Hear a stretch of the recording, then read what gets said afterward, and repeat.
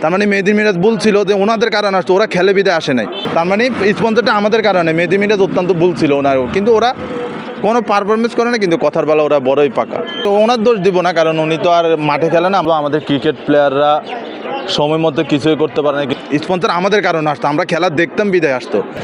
দেশের বাড়ি নোয়াখালী, ওই জন্য নোয়াখালীকে মন প্রাণ দিয়ে সাপোর্ট করি, কিন্তু ফেভারিট দল রংপুর। মানে দুইবারে অনেকে বলে যে সুজনের জন্য নোয়াখালীর অবস্থা, সুজন খুব একটা ভালো কোচিং করতে পারেন, আপনি কি মনে করেন? উনি তো অনেক পুরাতন মানুষ, আমাদের ক্রিকেট বোর্ডের সাথে অনেক দিনের সাথে সম্পর্ক আছে। জাস্ট ওনার দোষ দিব না, কারণ উনি তো আর মাঠে খেলে না, মাঠে পারফরমেন্স প্লেয়াররাই খারাপ করছে। তাই আমি প্লেয়ারদের দোষ, সৌম্য সরকার ছিল না, মোহাম্মদ নাবি আসছে অনেক দেরিতে। Gold's Gym across 30+ countries with over 700+ locations worldwide. Train anywhere, belong everywhere. এই সব কিছু মিলে আমাদের প্লেয়ারটা ইয়ে ছিল। দেশে বর্তমান ইস্যু নিয়ে যদি কিছু বলতে চান আসলে।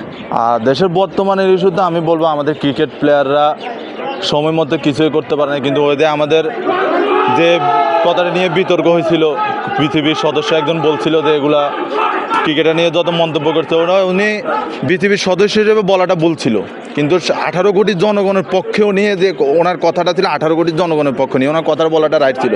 তা আমরা ক্রিকেটারদের থেকে যে প্রত্যাশাটা করি, ও প্রত্যাশাটা কখনো পাই নাই। একটা এশিয়া কাপ পাই নাই, কোনো বিশ্বকাপে ভালো পারফরমেন্স পাই নাই, ওনার কথাগুলো রাইট ছিল সাধারণ মানুষের পক্ষ থেকে।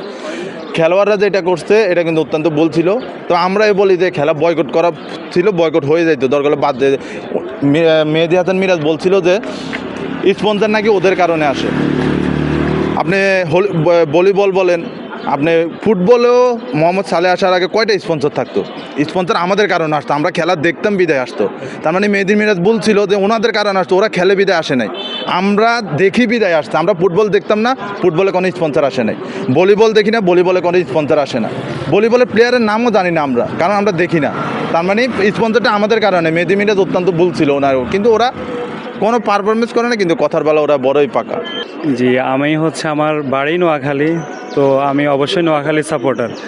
নোয়াখালী 10 ম্যাচের মধ্যে যদি টানা 9 ম্যাচও হেরে যাইতো, আমরা নোয়াখালীর 10 নম্বর ম্যাচেও নোয়াখালীকে সাপোর্ট করতাম স্টেডিয়ামে। নোয়াখালীর এই বাজে পারফরমেন্সের কারণ কি মনে করেন? এটা বাজে পারফরমেন্স বলতে কি, আমরা আসলে প্রথম আসছি, আর আমাদের অনেক বিদেশি প্লেয়ার আসে নাই। আমাদের হার্ড হিটার ব্যাটসম্যান যারা আছে ওনারা আসে নাই, জনসন স্টার্ট আসে নাই, কুশল মেন্ডিস আসে নাই, সৌম্য সরকার 5 নম্বর 6 নম্বরের ম্যাচে এসে জয়েন করছে, সেম মোহাম্মদ নাবি। তারপর আমাদের কোচ পরিচালনার কিছু ভুল ছিল, ওনাদের প্লেয়ার কীভাবে পরিচালনা করতে হবে উনি প্রপার পরিচালনা করতে পারে নাই, যার কারণে আমাদের আজকে এই অবস্থা। যাই হোক, প্রবলেম নাই, আমরা নেক্সট আসলে ইনশাল্লাহ আরও ভালো কিছু করবো ইনশাল্লাহ।